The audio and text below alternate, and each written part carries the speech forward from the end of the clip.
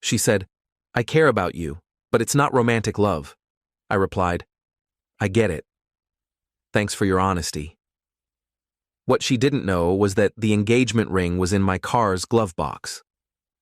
I'm Ethan, 28M, and this happened with my girlfriend Ava, 26F, after 2.5 years together. We'd been living together in my downtown apartment for 18 months, and I thought things were going strong. Last Tuesday night, I was finalizing a report for my advertising agency when Ava walked into my home office with a grave look.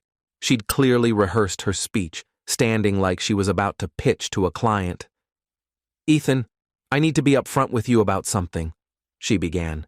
"I have deep, genuine feelings for you, but they're not romantic. I value you so much as a person, but I'm not in love with you the way you deserve." I looked up from my laptop, processing her words. The engagement ring I'd bought 3 weeks earlier was in my car's glove box. I'd planned to propose that weekend at the lake, where we had our first date.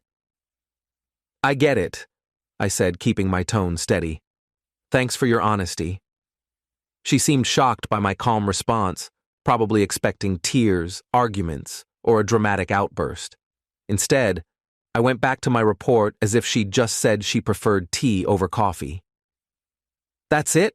she asked, her voice rising. "You're not going to say anything else?" "What do you want me to say?" "I appreciate you being clear about where we stand." It's useful to know she left the room looking confused and uneasy. That night, I overheard her on the phone with her friends, who were praising her for her courage and emotional maturity. They called it refreshing to have such open communication, and said how fortunate she was to have a partner who handled the truth so gracefully. What they didn't know was that I was mentally tallying the cost of our relationship and what it meant now that she'd essentially friend-zoned me after 2.5 years. I was also thinking about the proposal speech I'd rehearsed in front of the mirror and the romantic weekend retreat I'd reserved for next month.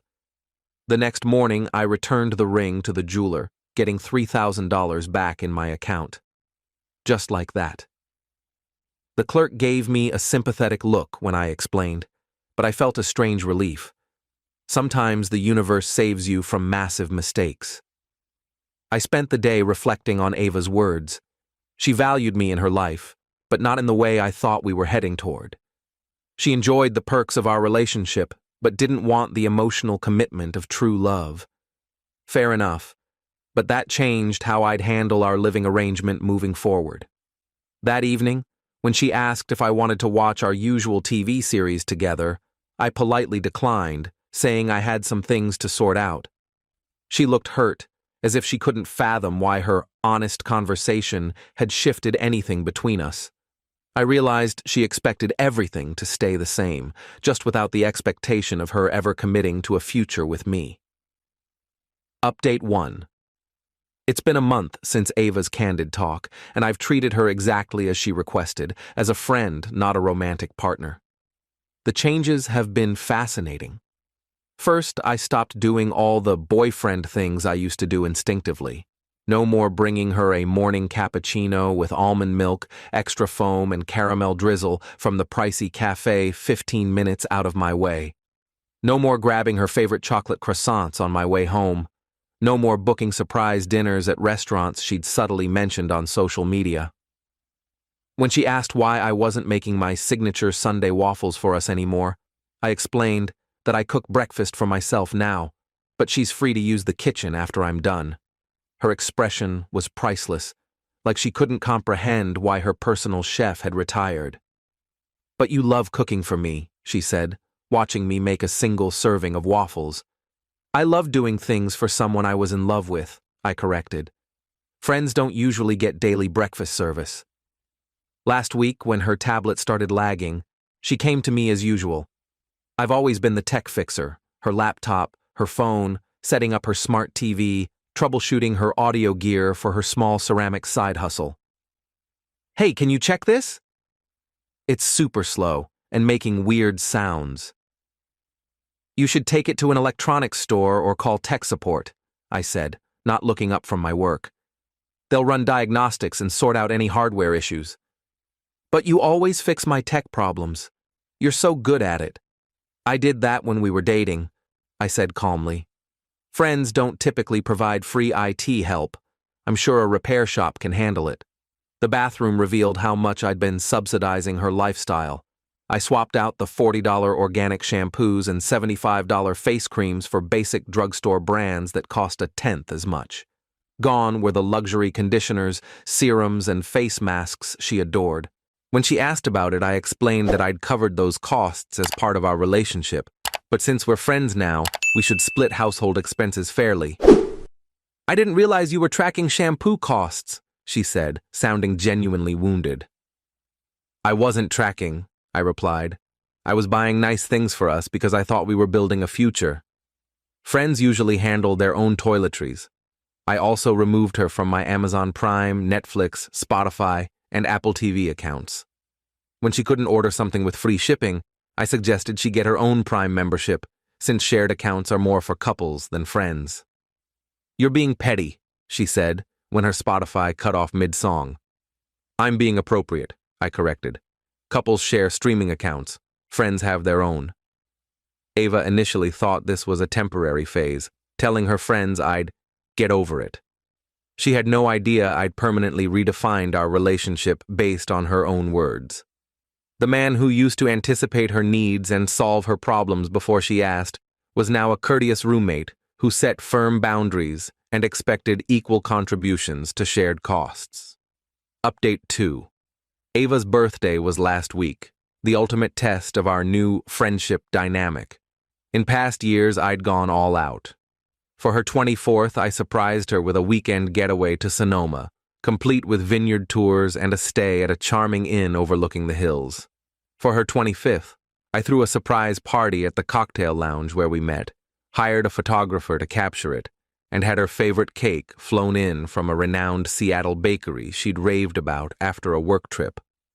That cost me around $2,000, but her joy made it worthwhile. This year, I sent a happy birthday text at 9 a.m. and gave her a $25 Starbucks gift card I grabbed during lunch. The contrast hit her hard.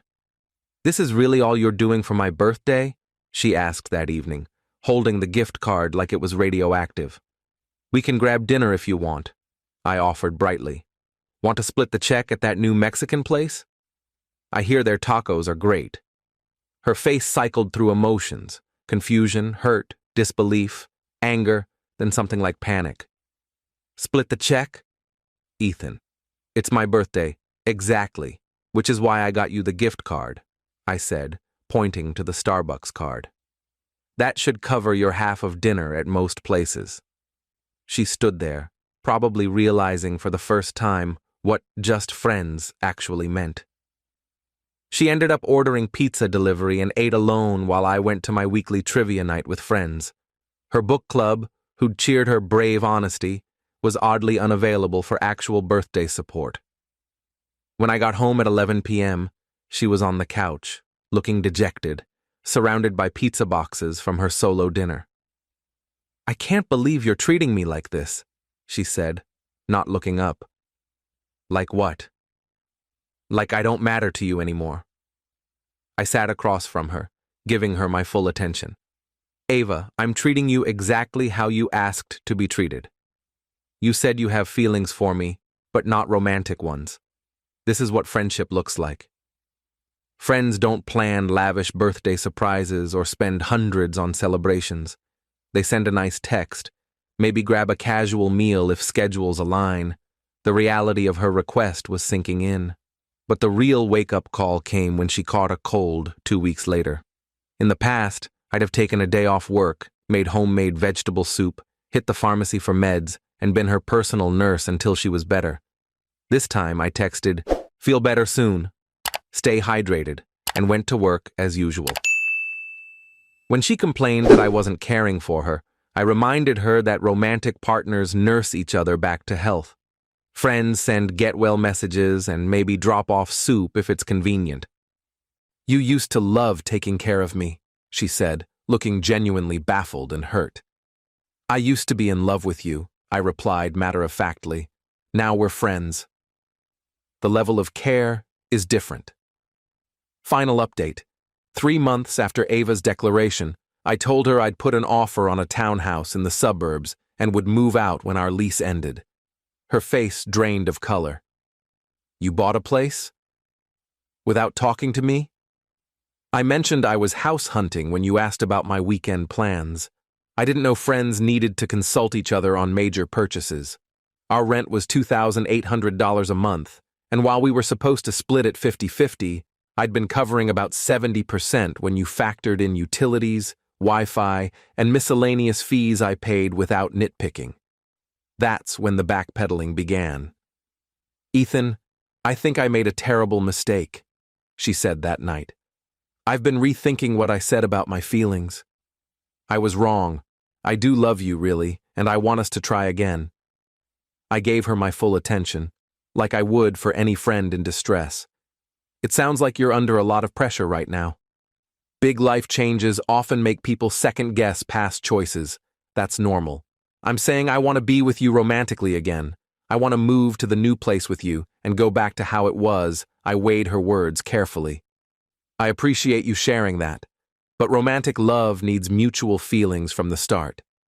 When you clearly stated your boundaries 4 months ago, I accepted them and adjusted permanently. Friendship is what you offered, and that's what we have. But here's the real twist, and I should have mentioned this earlier. 2 weeks before I moved out, Ava's sister Lily pulled me aside while helping Ava pack. Ethan, I need to tell you something, she said, looking uneasy. Ava knew you were going to propose. She found the ring receipt in your car a month before her honesty talk. It all clicked. Ava had panicked when she saw proof of my proposal plans, but didn't want to lose the lifestyle I provided, so she thought she could friend-zone me while keeping all the relationship perks. She never expected me to actually treat her like a friend. When I confronted her, she broke down. I was scared, she admitted. I thought if we stayed friends, my feelings might grow over time. I thought you'd wait for me. Ava, you had 2.5 years with full access to my heart, my home, my support, and my future. The issue wasn't time or pressure. The issue was, you were never truly in love with me. I've been in my new place for 4 months now, dating someone amazing. Claire, a web developer, made it clear from our first date that her feelings are undeniably romantic. When she saw my townhouse, she said it felt like a place where someone was genuinely happy to live. Ava had to move in with her parents after struggling to afford rent on her ceramics business income. Mutual friends say she now calls our relationship the one that got away, and finally sees the difference between someone who loved her and someone who just enjoyed her presence while it was convenient. The ring money helped with my down payment. Sometimes, the universe really does shield you from terrible mistakes, and sometimes the person you thought was your forever turns out to be the one you're far better off without.